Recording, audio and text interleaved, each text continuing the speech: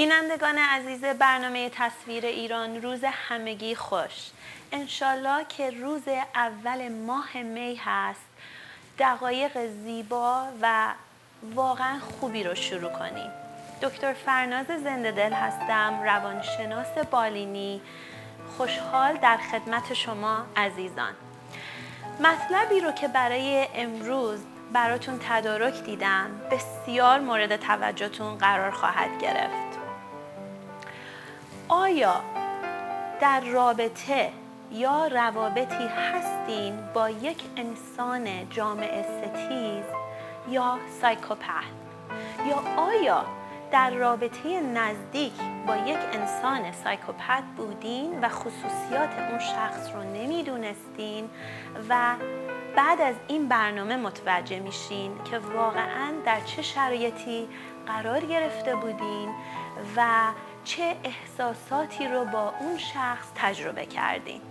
خب، اول دلم میخواد خیلی یه تشریح خلاصه راجع به انسان سایکوپت یا جامعه ستیز به شما بدم. بعد مراحلی رو که طی کردین و تجربیاتی رو که با اون شخص داشتین پله پله باهاتون جلو برم که واقعا درک بیشتری راجع به این مسئله داشته باشین. خب، یک انسانی که سایکوپاتیک بیهیویر داره، یعنی جامعه ستیزه، یه سری خصوصیاتی رو داره. یکی از خصوصیات اینه که به قوانین و محدودیت‌های جامعه یا حتی عاطفی برای اهمیتی قائل نیست. به حق و حقوق انسان‌های دیگه ممکنه تجاوز بکنه و اصلاً براش مطرح نباشه نتیجه آسیبی رو که به اونها میرسونه. میتونه انسانی باشه که یه موقع به قدری کالکولیتینگ باشه، یعنی واقعاً هر کاری رو که انجام میده قشنگ شمرده حساب کنه، ولی در بعضی از موارد ایمپالسیو باشه، یعنی بیگدار به آب بزنه و یه کاری رو بدون اینکه فکر بکنه انجام بده که حتی اهمیت به نتیجهش هم نده و واقعا منطقش در اون موقع اصلا خاموش باشه. این دوگانگی و این تضاد رو شما با اون شخص حتما تجربه میکنی. به اضافه این که اینو یادتون باشه که این شخص احساس گناه رو تجربه نمیکنه. به انگلیسی بهش میگیم نه ریگرت داره نه ریمورس. همدلی با کسی نمیتونه واقعا انجام بده، یعنی امپاتی برای انسانهای دیگه نداره. در حقیقت اینطور بهش نگاه بکنیم که یه مقدار خودشیفته هست، یعنی نارسیسیست هست. درونش خودش رو از همه بالاتر و بهتر میدونه، انسانهای دیگر رو کوچیکتر و پایینتر میدونه و ممکنه برای اینکه به هدفهایی که میخواد توی زندگیش برسه یه کارها و روشهایی رو انجام بده که اعتماد دیگران رو به دست بیاره و نشون بده که با اونها همدلی و اون احساس درد اونها رو درک میکنه. همه خصوصیات رو گفتم و الان دلم میخواد راجع به دلایلم 2 دقیقه وقت بذارم که بهتر بتونین درک بکنین این شخص از کجا این واقعا رفتارش منشأ میگیره. ببینید، محققین مغزهای انسانهایی رو که سایکوپت هستن، جامعه ستیز هستن، از طریق MRI، از طریق پت اسکن مقایسه کردن با انسانهایی که دچار جامعه ستیزی نیستن و متوجه شدن که یک بخشی از مغز به اسم امیگدالا که مسئول احساسات و عاطفی هست کم رشد کرده در انسانهای جامعه ستیز. به اضافه اینکه یه بخش دیگه از مغز که اسمش هست فرونتال لوب مغز که مسئول تصمیم گیری و واقع بینی هست در انسانهای سایکوپت کم اونم رشد کرده، کوچیکتر نشون داده شده. خیلی جالبه. این یکی از عوامله. دلم نمیخواد که پیام اشتباه بگیرین و فکر بکنین که توجیه داره میشه با این عواملی که دارم راجبش صحبت میکنم. این عوامل بیولوژی میتونه باشه که میتونه 20 تا 25% ارتباط داشته باشه با انسانی که سایکوپت هست. بیشتر عوامل برمیگرده به کودکی و نوجوانی اون شخص. اون شخص حتما آسیب جسمی به حد وحشتناک دیده، یعنی ابیوز شده فیزیکلی، از طریق شلاق، از طریق هر چی که شما بخواین فکرشو بکنین. میتونه از طریق جنسی هم بهش تجاوز شده باشه. حالا همیشه نیست ولی میتونه این هم یه عواملی باشه. به اضافه که میتونه در محیطی که خطر و دائم تجربه کرده و مجبور بوده که یک دفعه قلبش احساساتش رو ببنده یا حتی سرپوش روشون بذاره که بتونه سروایو بکنه قرار گرفته باشه. این دوگانگی، اینی که یک دفعه یه سایکوپت میتونه حتی احساس برای یک نفر داشته باشه ولی احساس عمیق نه، احساس زودگذر، احساس شورت ترم بهش میگیم. کوچکترین علامت خطر یا وقف مراد او شما با اون برخورد نکنین، یک دفعه احساسات اون شات داون میتونه بکنه. یعنی چی؟ یعنی احساسی رو که برای شما داشته، حالا میتونه احساس علاقه، دوست داشتن، محبت، هر چیزی که شما بخواین اسمش رو بذارین، ابراز کرده باشه و حتی تجربه با شما کرده باشه، یک دفعه میتونه اون شات داون به وجود بیاد و اصلا انگار نه انگار اون احساسات رو نسبت به شما داشته. حالا الان دلم میخواد واقعا راجع به اون مرحله‌ای که شما طی میکنین و تجربیاتی که با این شخص دارین رو راجبش صحبت بکنم که بسیار جالبه. شما میتونین ارتباط برقرار بکنین، چه از لحاظ کاری، دوستی یا روابط به قول معروف دیت کردن، شناخت یک انسان. و اون اوائل میتونم بگم اون 10-20 روز اول ممکنه بهترین تجربه های زندگیتون رو با این شخص داشته باشین. حالا چرا؟ این شخص میتونه شما رو ایدیالایز بکنه، یعنی ستایش بکنه، تمام زیبایی های شما رو ببینه و بازگو کنه.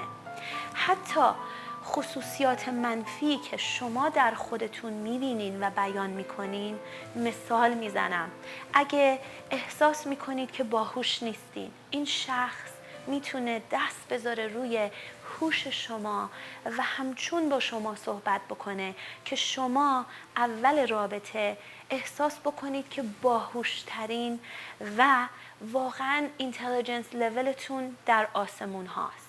میتونین احساس بکنید که چقدر زیبا، دوست داشتنی و قابل ارزش هستین.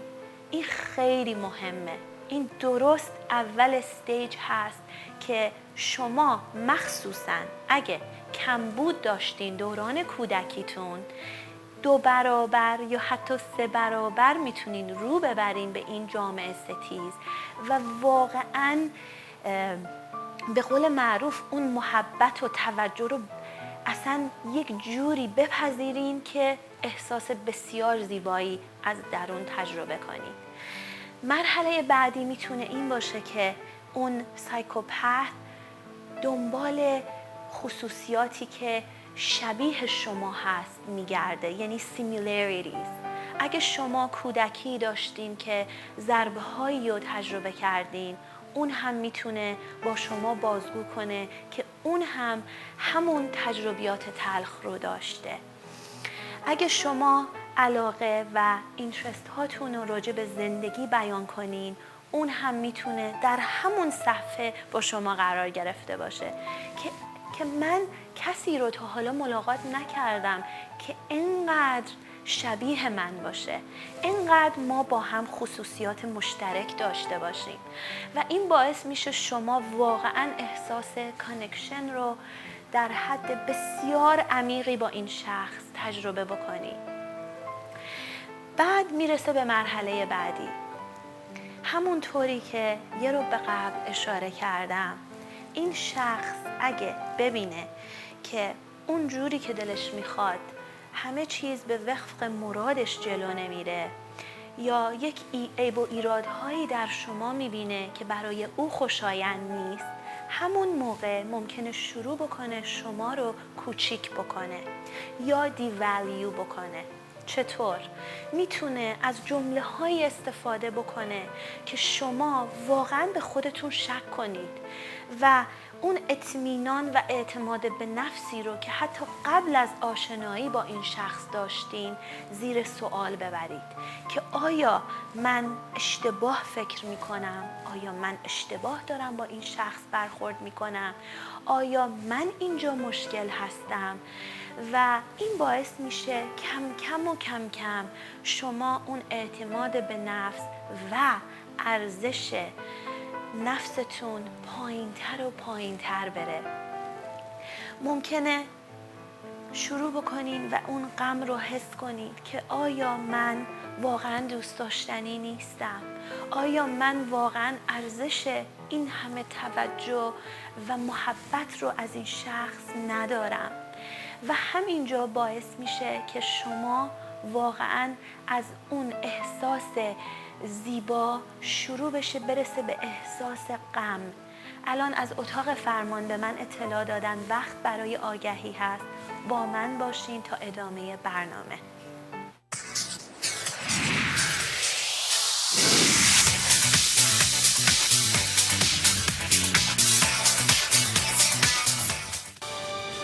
قابل توجه علاقه‌مندان مهاجرت به آمریکا، دفتر آسان ویزا شما را در جهت دستیابی به اقامت آمریکا از طریق ارزانترین، سریعترین و مناسبترین راه برای دریافت گرین کارت توسط شرکت‌های کاری آمریکایی معتبر برای اشخاص دارای لیسانس یاری می‌دهد. از ایرانیانی که لیسانس دانشگاهی معتبر دارند دعوت می‌شود هرچه سریعتر با دفتر وکالت آسان ویزا تماس حاصل فرمایند. شما می توانید با آسانی با پیش شماره 408 444 7000 با دفتر وکالت آسان ویزا تماس حاصل فرمایید. وجه دریافتی تضمین شده است. دفتر وکالت آسان ویزا راهی مناسب جهت مهاجرت به آمریکا. هپی ترافل تقدیم می کند. تورهای زیبا و استثنایی هپی ترافل به مدیریت الیزابت نوروحیان شما را به سفرهای دلپذیر دعوت می‌کند. سفر 10 روزه به اسرائیل در ماه‌های می، جون، جولای و آگوست، دیدار از شمالی‌ترین نقطه اسرائیل، رمت هگولان تا جنوبی‌ترین نقطه اسرائیل، ایلات. مراسم برمیتوا، بدمیتوا در دیوار نطبه را مهمان هپی ترافل باشید در زیباترین هتل‌ها با 2 وعده غذا در روز. تور 10 روزه به ونکوور از 8 می، دیدار از مراکز دیدنی با 2 وعده غذا در روز در هتل‌های دلوکس، 3 روز با کشتی و 7 روز دیگر را با دیدار از مراکز دیدنی ونکوور مهمان هپی ترافل خواهید بود. سفر 10 روزه به ایتالیا و سوئیس از 22 می، دیدار از مراکز دیدنی با 2 وعده غذا در روز در هتل‌های دلوکس. با هپی ترافل ساعتی پرنشاط و خاطره انگیز را با خانواده تجربه کنید. برای آگاهی بیشتر و رزرو جا می توانید با الیزابت با تلفن 310 570 7076 تماس بگیرید.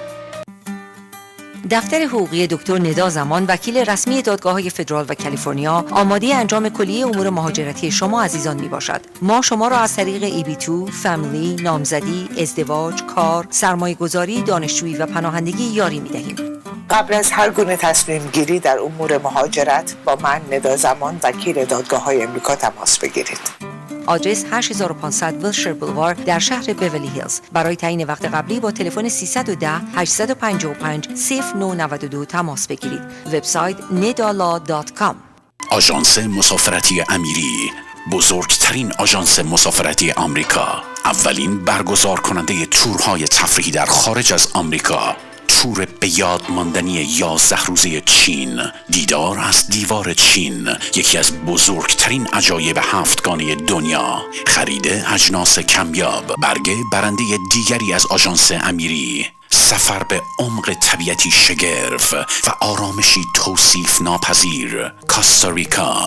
با ما هم سفر شوید و برگ جدیدی به آلبوم خاطرات خود اضافه کنید. amiritravel.com 818 758 2626 آژانس امیری.